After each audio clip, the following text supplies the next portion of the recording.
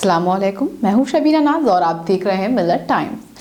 15 दिसंबर को दिल्ली पुलिस ने जो जामिया मिलिया इस्लामिया के स्टूडेंट पर कहर ढाया था उसको भुलाया नहीं जा सकता। दिल्ली पुलिस ने की जो गुंडागर्दी के तलबा शिकार हुए थे उनमें से एक मिनाजुद्दीन हैं जिनकी एक आंख हमेशा के लिए जा चुकी है और डॉक्टरों का कहना है कि दूसरी आंख भी काम नहीं कर पाएगी। तो आइए आपको सुनाते हैं मिनाजुद्दीन की जुबानी और उन पर हुए जुल्म की कहानी को। मेरा नाम मोहम्मद मिनहाजुद्दीन है। मैं LLM छात्र हूँ जामिया मिलिया इस्लामिया में। और एक घटना 15 तारीख दिसंबर 2019 की है।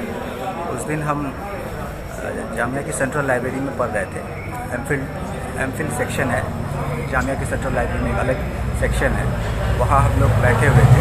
तभी पता चला कि जामिया की सेंट्रल लाइब्रेरी में कुछ पुलिस वाले घुस आए हैं और उसी वक्त हम जहाँ बैठे हुए थे वहाँ 20-25 पुलिस वाले हेलमेट पहने हुए और फुल्ली आर्म लाठी डंडों के साथ और घुसकर और बेतहाशा बेतरतीब सभी लोगों पर लाठियाँ बरसाने लगे। मेरे ऊपर भी लाठियाँ लगाई। मेरी उंगली फ्रैक्चर हुई। उसके बाद उन्होंने एक घंटा मेरे आँख पे मारा। उसके बाद फिर मैं वहाँ पे अनकॉन्शियस होने लगा। फिर मैं भागने के लिए टॉयलेट की तरफ गया। फिर टॉयलेट में, जो कि वीडियो बाद में वायरल हुआ, लोगों ने देखा टॉयलेट में मेरे चारों तरफ से खून निकल रहा था। वो वीडियो काफ़ी लोगों ने देखा। उसके बाद वहाँ से कुछ दोस्त मुझे ले गए, वहाँ से अलशिफा गए। अलशिफा ने फिर मुझे नहीं लिया, काफ़ी क्रिटिकल सिचुएशन थी। तो वहाँ से रेफ़र करने के बाद हम एम्स ट्रॉमा आए। फिर एम्स ट्रॉमा ने हमें रेफ़र कर दिया आई सेंटर।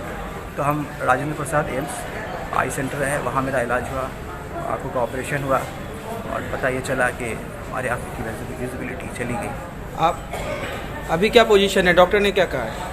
डॉक्टर ने ये कहा है कि आपकी आँख की विजिबिलिटी नहीं आ सकती, आँख की रोशनी नहीं आ सकती और ये भी चांसेस है कि इसका असर दूसरे आँख पे पड़ सकता है।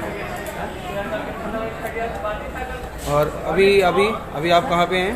अभी मैं एम्स ट्रॉमा में यहाँ अपनी फ्रैक्चर को दिखाने आया हूँ। सही से उपचार चल रहा है आपका इलाज? हाँ, फिलहाल चल रहा है, लेकिन कहीं किसी एडमिनिस्ट्रेशन की तरफ से नहीं हो रहा है। जो भी हम कर रहे हैं अपने दोस्तों और रिश्तेदारों की मदद से ही कर रहे हैं। हम यहाँ आए भी तो अपना प्राइवेट एम्बुलेंस करके आए थे। कहीं एडमिनिस्ट्रेशन की तरफ से या जाने की तरफ से हमें कोई मदद नहीं मिली।